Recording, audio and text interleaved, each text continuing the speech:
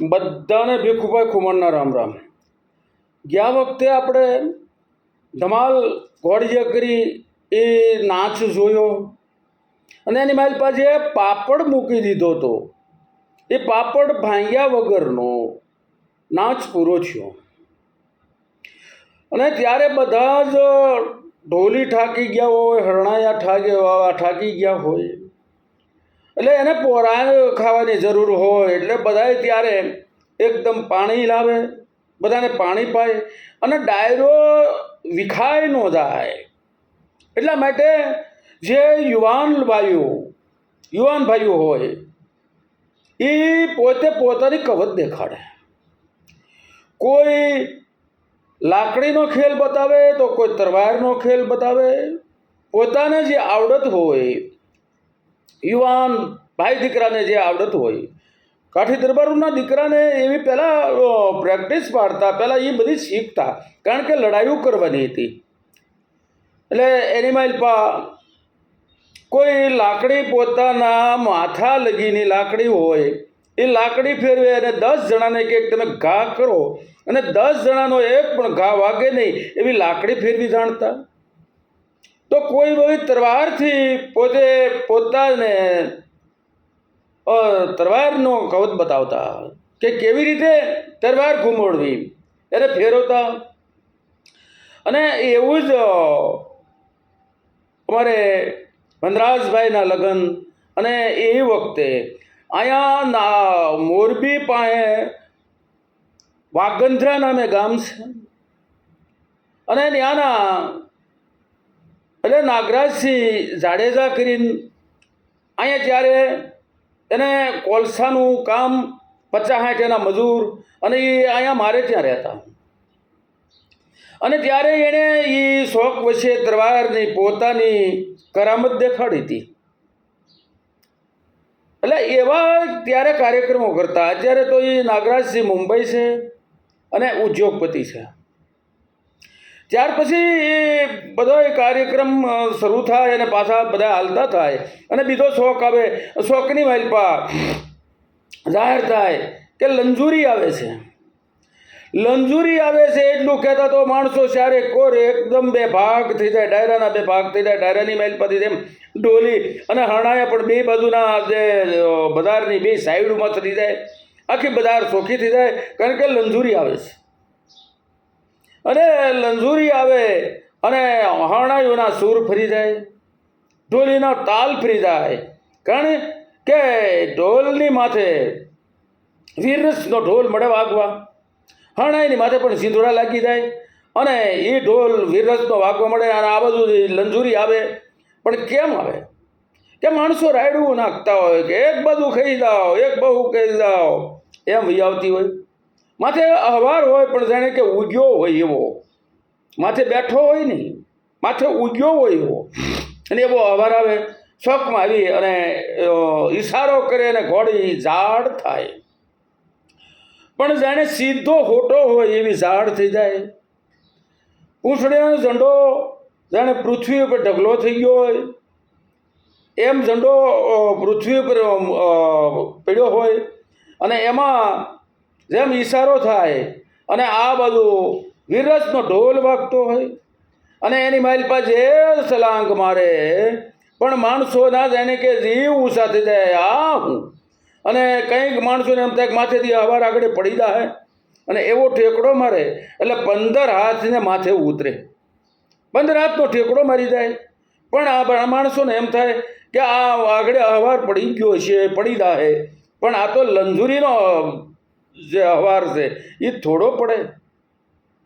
લંજુરી એટલે વાંદરીને કહેવામાં આવે અને વાંદરી જેમ પોતાના બસાને સાચે લઈ અને ઠેકડો મારી અને બીજા ઝાડે વહી જાય એમ આ ઘોડી પોતાના અહવારને લઈને વહી જાય. એનું નામ લંજુરી કહેવાય.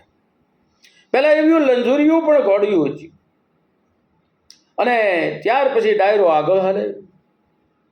બીજો શોખ આવે અને એ શોખની માલપા તરત જાહેર થાય કે હવે ભૂંભલા ફોડ કાર્યક્રમ આવે છે.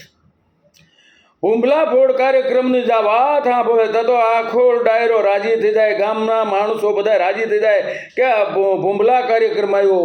અને બાયું છે એ પોતાના છોકરાઓને દેખાતું ન હોય એટલે પોતાના છોકરાઓને કોઈ કેડમાં તેડી લે, કોઈ ખંભે બેહારી દે, કારણ કે ઉપરથી જ જોઈ શકાય, છોકરા ભાવે કે.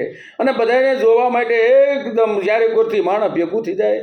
આ બધું ઢોલી છે તાલ મેળવી લે, હરણાયા છે એની હરણાયુંને તાલ મેળવી લે, અને આ બાજુથી ઘોડી આવે. પણ જાણે સ્વર્ગની અપસરા અને શ્રાપિત અપસરા આવતી હોય એવી રૂઢ ઘોડી હોય, અને એ ઘોડી બી આવે. અને આ બધુંથી જે માણસો આવી અને ભૂંભલા ગોઠવે. એ લાઈનમાં ન ગોઠવે, પણ એકાબીજા ત્રાસા ભૂંભલા ગોઠવવાના હોય. એ કોઈ 6 ભૂંભલા હોય, કોઈ 8 હોય, કોઈ 10 હોય, એમ ભૂંભલા ગોઠવે. આ બધુંથી ઘોડી આવે અને એ આવીને આમ ઊભી રહે. અને આ બધુંથી એ ભૂંભલા એટલે કે હું તો એને વચ્ચે પહેલાં હું તમને એ જણાવી દઉં કે ભૂંભલા એટલે કુંભાર, માટીના કાસા એટલે પેકવા વગરના કાસા. ભૂંભલા એટલે લોટક્યા ઘાટના હોય. અને એની માઇલપા જેમ ગરબાની માઇલપા હોલ હોય એમ આ ભૂંભલાની માઇલપા હોલ હોય. અને એ રીતનું હોય કે નીચે થોડોક જગ્યા હોય, એની માઇલપા તેલ પૂરવાનું હોય, માઇલપા વાઇટ મૂકવાની હોય, અને એ વાઇટને જગવાની હોય. અને વાઇટ જગવી અને ઉપર કોડિયું મૂકી દીધું હોય. એવા ભૂંભલા ગોઠવી દે. અને આમ ઘોડી આવે અને તાલ શરૂ થાય એટલે ઢોલીનો તાલ. ત્યારે ઘોડી, ઢોલી અને હરણાયા ત્રણેયનો એક તાલ થઈ જાય. અને જેમ ઢોલની ઉપર દાંડી પડે અને એમ ઘોડીના પગ પડે, ઘોડીની જેમ દાંડી પડે એમ ઘોડીના પગ પડે. અને જ્યારે કુરથી માણસો આમ જોવા આમ મંડાઈ ગયું હોય અને એની માઇલ પછી નાચ શરૂ થાય. ઘોડી એનો નાચ કરવાનું શરૂ કરે. પણ જેમ નાચ હાલે અને એક તાલ થઈ ગયા હોય, ઘોડી, ઢોલ અને હરણાયા, અને એની માઇલપા ઢોલી છે તે એ જોરથી દાંડી મારે ઢોલ ઉપર. આ બધું હરણાયો એવી રીતનો હરણાય વગડે કે ટૂંક નારાનો અવાજ આવી જાય, અલગથી અવાજ હોય, ટૂં નારાનો અવાજ આવે. અને આ બધું ઘોડે ડાબો મારે એટલે એ ભૂંભલુંને ફોડી નાખે. એ ભૂંભલું જે મૂક્યું હોય એને ડાબો મારીને ફોડી નાખે. ત્યાર પછી પાછો શરૂ થાય, બીજો તાલ પૂરો થાય અને દાંડી પડે અને ભૂંભલું ફોડે. એમ જેટલા ભૂંભલા હોય એટલા ફોડી નાખે. અને ત્રણેયનો એક તાલ જોનારા જોઈ રહે. અને જેને ખબર પડતી હોય એ તાલ માટે એકદમ જોતા હોય. અને એ આ એક બધાય ભૂંભલા એક તાલે તૂટી જાય.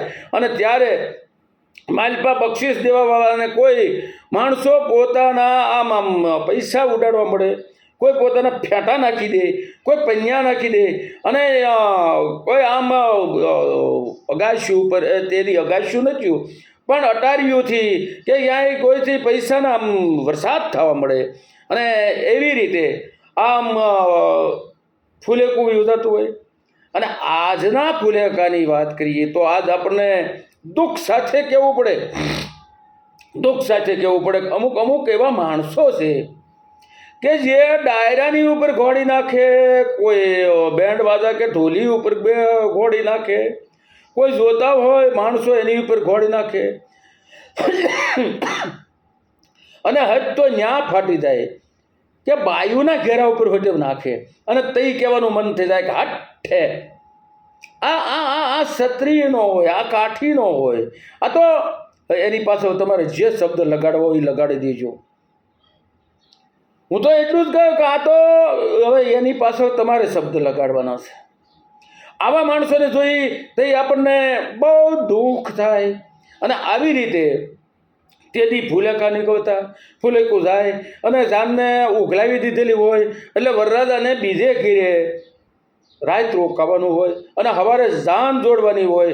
તો ત્યાં લગી આવતી વખતે આપણે જાન જોડવી છે. ત્યાં લગી જય માતાજી.